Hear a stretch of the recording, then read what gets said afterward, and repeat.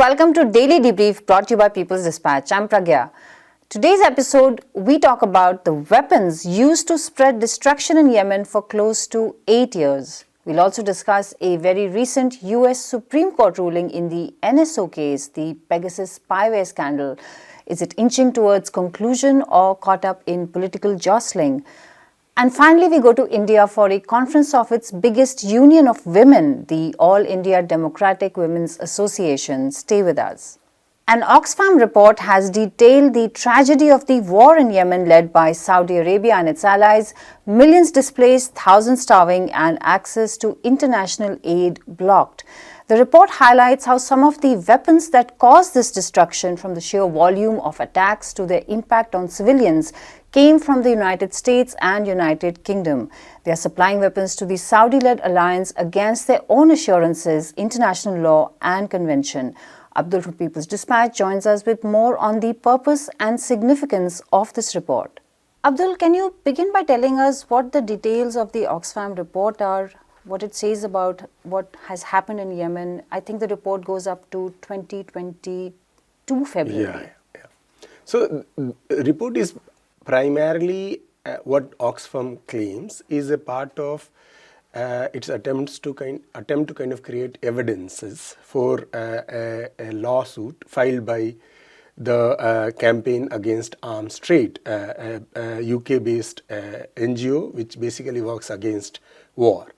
So, and it has filed a lawsuit in UK asking the court to kind of basically illegalize, pass a verdict against the UK's continued arms sales to Saudi Arabia and its allies, which are basically the aggressors in Yemen. The report says that in almost 14 months, from January 2021 to February 2022, there were more than 1,700 attacks were carried on Yemen by Saudi-led coalition, and all these majority of these attacks were carried out. A part of these attacks were carried out using the weapons supplied by UK and the US. It said that around 1/3 of those attacks were airstrikes, and of course the Saudi Army. So the Air Force uses the aircrafts supplied by the UK and the US.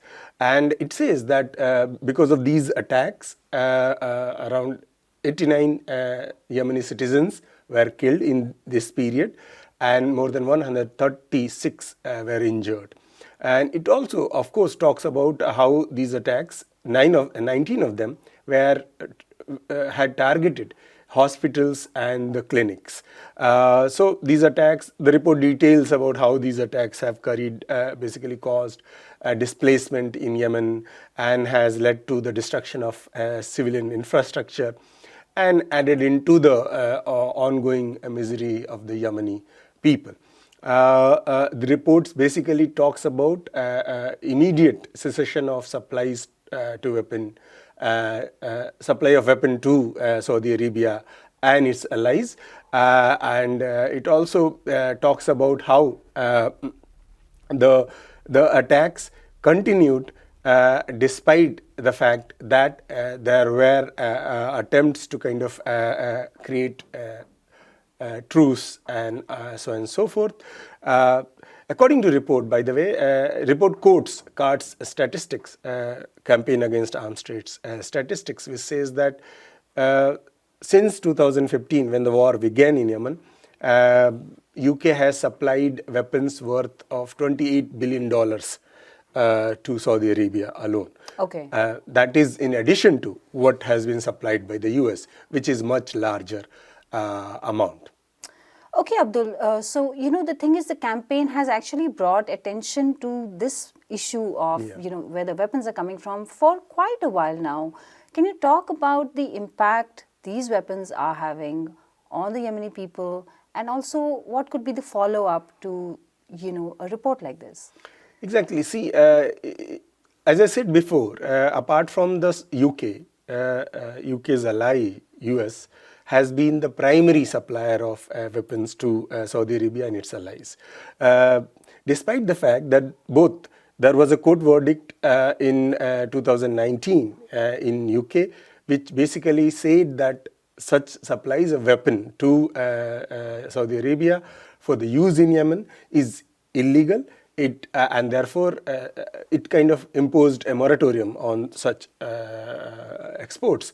But the conservative government led by Boris Johnson basically defied the court orders and kind of found some loopholes to bypass the court verdict and resume the supplies of weapon.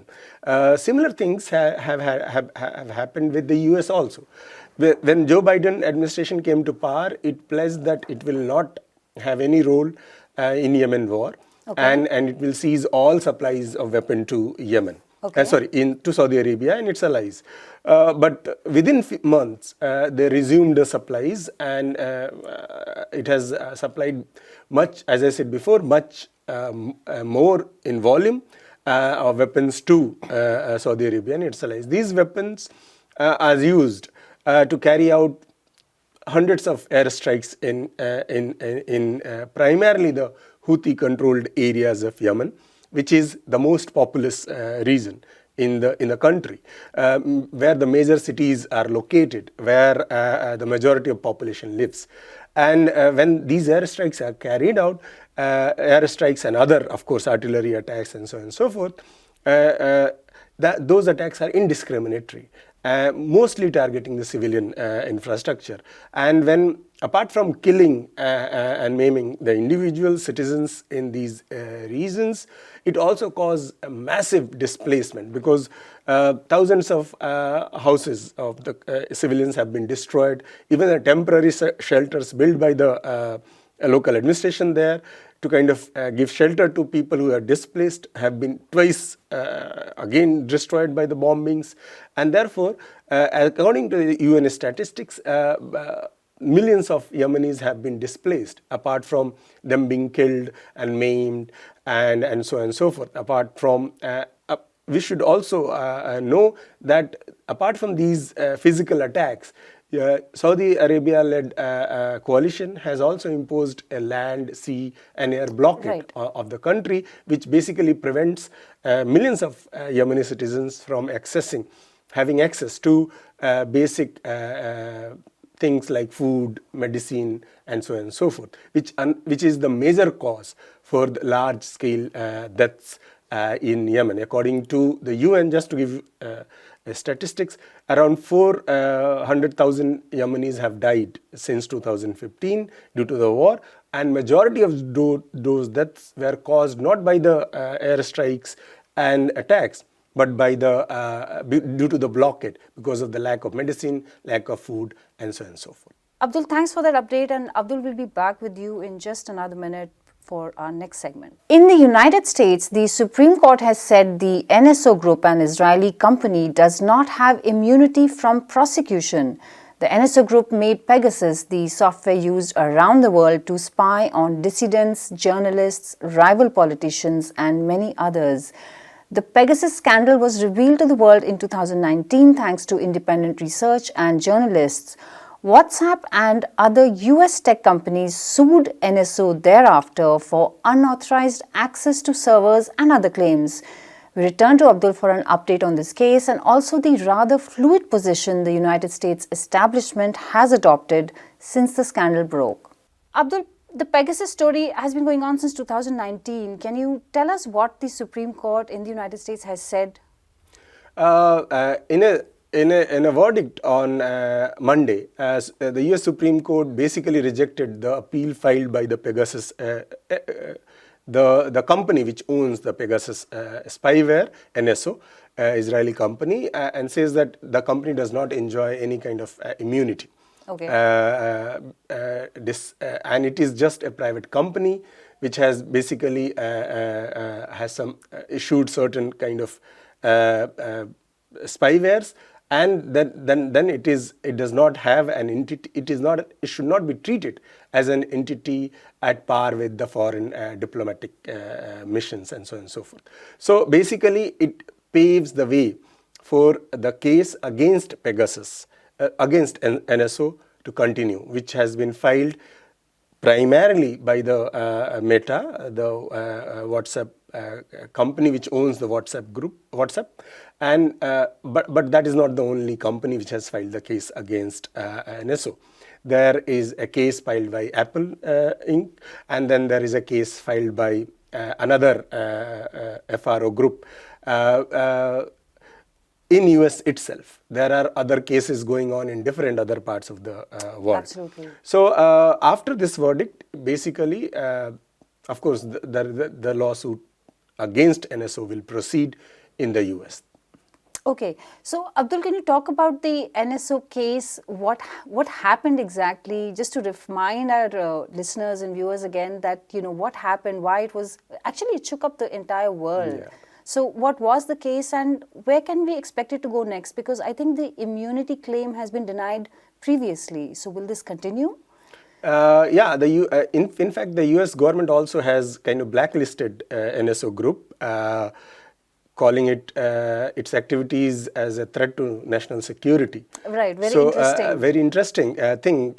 I think this is one of the ways where the US government is trying to hide its own complicity in the entire affair, which basically was exposed first in 2019 when the Citizen Lab, one of the labs affiliated to Canadian University, came up with a report saying that spyware has been used to hack the phones of activists in different parts of the world, including India and some of the Gulf countries, to basically target the dissidents, the people who basically are in opposition to the governments in these countries.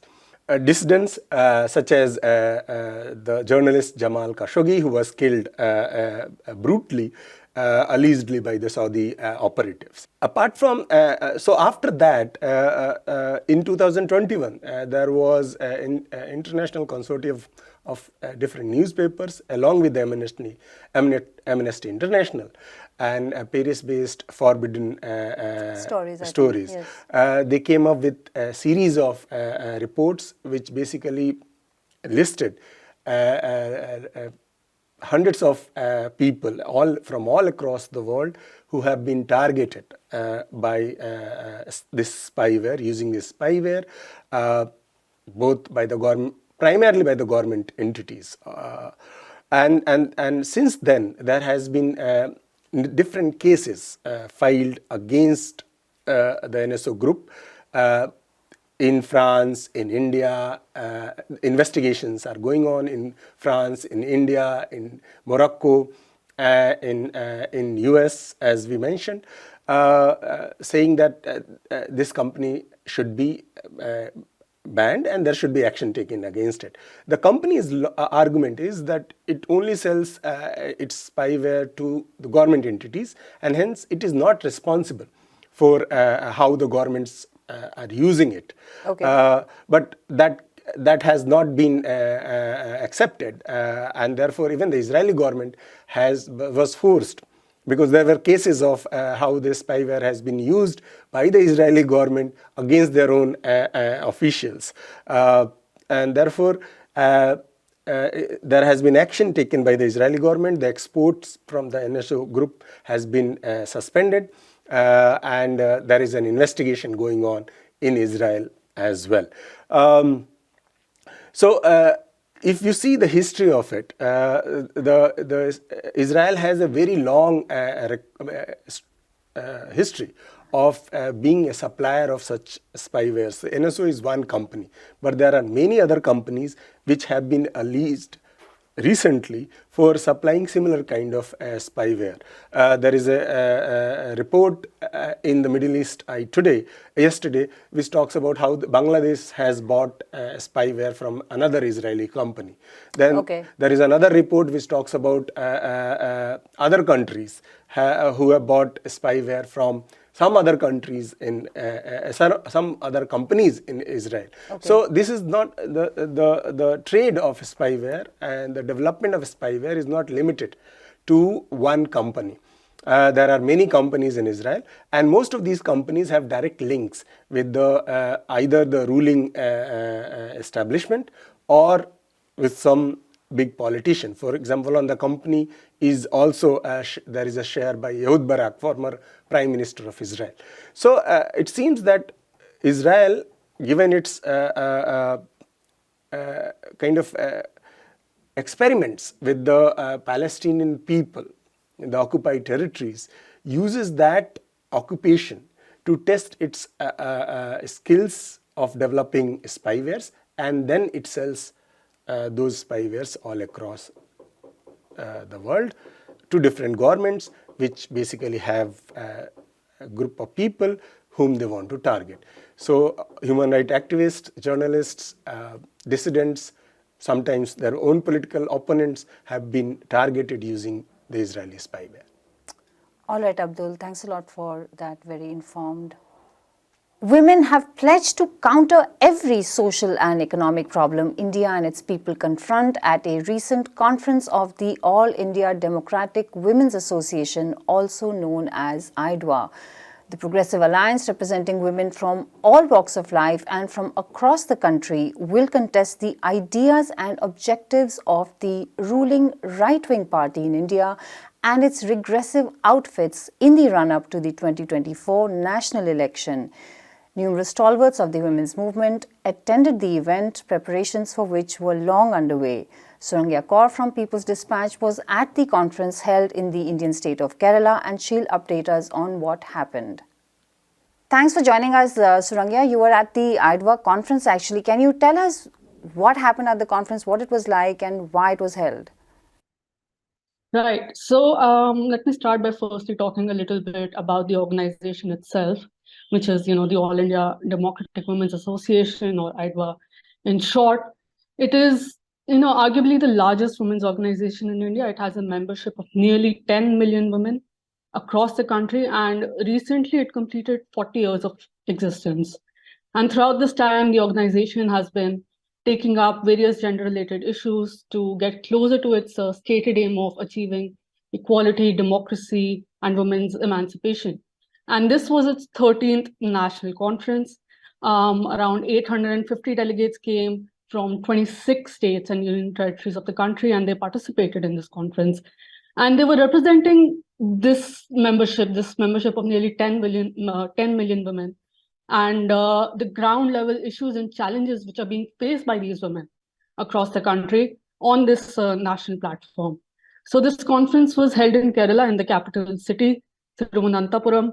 And prior to this national conference, there were, in the last 1 year, I think around 1 year before the national conference was held, there were various other smaller conferences which were held in preparation.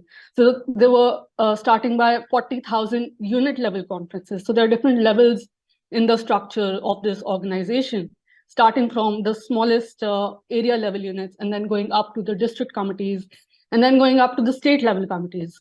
So the national conference was held after the deliberations were carried out in these 40,000 unit conferences, and then the issues that came up in these conferences were taken up to the district level. There were around 500 district conferences, and then those issues were taken up to the state level.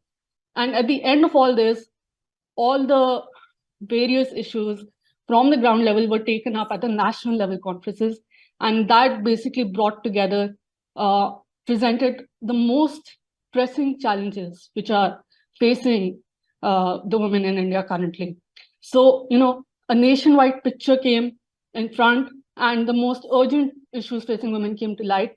And this is what basically shaped national strategy of the organization ahead, because based on these deliberations that the future, the way forward was decided. And it also presents a very democratic picture of the organization. So the conference began with the flag hoisting ceremony. On the opening day, there were different women activists who came to greet and inaugurate the conference. Among them was Aleda Guevara, who is a physician an activist and Che Guevara's daughter. And apart from her, there was Indian political and cultural activist Malika Sarabhai, and activist journalist Tisa Setalwad was also there. And another notable thing that occurred on the first day was there were 6 symbols of resistance who were honored. And these were 6 women who have been, ground level actors who have been leading difficult and important struggles on issues such as against bonded labor and oppression by microfinance institutes, against police violence, resisting right-wing political violence, on agrarian issues, as part of the farmers movement which was held, and then scheme workers issues, and also against sectarianism. Okay. Surangya, can you also tell us, the way forward as IDWA's conference concluded? The last day was, I think, a very large gathering of women. And also, how do women see, what is the role they see for themselves in the current political and economic scenario? Right. So various issues were taken up, right, in the 4 days that the conference was held. And it basically concluded with a call firstly to expand the membership even more in order to reach out to all sections of women. Already, like I said, there are a lot of women who are part of the organization, but it was noted that considering the challenges that are facing women right now, it is essential to include even more women in the fold of the organization. And then fight to defeat the conservative, patriarchal, and sectarian forces that are currently rising in the country. So among the issues that were taken up in these last 4 days, there was the issue of rising violence against women, which was basically seen as a very relevant issue in all parts of the country. And apart from that, there was the issue that was highlighted was the rise in drug abuse among all sections, men, women, and children. It was pointed out that young girls are increasingly becoming targeted, are increasingly being targeted by drug mafias, and they're being used to, lure clients. And in the process, of course, they end up facing abuse and sexual assault. So the organization called on the government to take strict action against this. And it's also a class issue because it increasingly impacts the poorest and most marginalized sections of the population. And various issues apart from this were adopted, one of which was opposing deregulation of microfinance, ensuring low interest credit to women. A resolution was adopted on protecting natural resources from exploitation by corporates, which is being done for private profits at the cost of rights of indigenous and tribal people, which again, women are, the worst impacted by because they're often involved in collecting these resources for the family's livelihood. Then the issue of right to education was brought up. The BJP government, which is in power, the new education policy which has been brought by this government is adversely impacting the right to education of girls, which AIDWA has been fighting against. Apart from that, the rise in unemployment was talked about, which has impacted women disproportionately because it was seen that more than 4 million women were driven out of the labor market in the last 4 years alone because of lack of employment opportunities. And a significant number of rural women in India are dependent on the Rural Employment Guarantee Act of the government, the Manrega Act, which is the Mahatma Gandhi National Rural Employment Guarantee Act. So this not only offers employment in rural areas, it also enables rural development. But we see that the BJP government has been slashing funds for this scheme. So this was another issue that the organization has been fighting for. Plus, it was noted that superstitious beliefs are on the rise and women's right to choose is being attacked. This has been a trend since the BJP came into power in 2014. So, which is, basically affecting women's right to choose as well. So overall, the conclusion that the conference came to was that for this onslaught on women's rights to stop, it is absolutely crucial for the organization to struggle to defeat the right-wing forces. And this is an agenda which will be taken up very strongly as the national elections are coming up in 2024. And the AIDWA declared that they will campaign against the ruling party BJP and its ideological parent RSS in order to reverse this trend of rising conservatism. And on the last day, like you mentioned, the large public rally that was held. These conclusions, these resolutions were presented to the public. Around 100,000 people were there. Kerala's Chief Minister Pinarayi Vijayan also came to address the people. And this was the message that was finally put forward. Right, Surangya, sounds great. Thank you very much for joining us. Thanks, Pragya. And that's all we have for today. Do come back to us tomorrow. You can find our stories on peoplesdispatch.org and our social media updates on Facebook, Twitter, and Instagram.